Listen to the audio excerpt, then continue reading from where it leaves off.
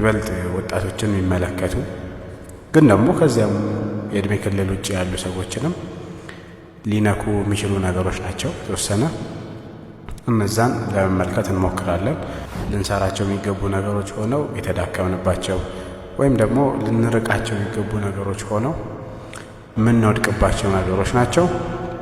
እነዚህ ነገሮች ማስተካከል እንደሚያስፈልግ፣ እንዴትስ ነው ልንቀርፈው የምንችለው፣ እንዴት ነው ከነዚህ ነገሮች መውጣት የምንችለው፣ ልክ ካልሆኑት ነገሮች መደረግ ያለባቸው መልካም የሚባሉ ነገሮች ደግሞ ማድረግ የምንችለው እንዴት ነው ከሚሉ ነጥቦች ጋር ቢኢዝኒላህ አላህ ያግዘንና ለመተዋወስ እንሞክራለን።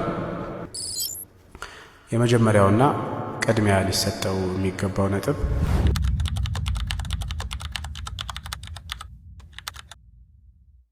جاء في حديث أبي بن كعب رضي الله عنه أن رسول الله صلى الله عليه وسلم قال: ما ذئبان جائعان أرسلا في غنم بأفسد لها من حرص المرء على المال والشرف لدينه.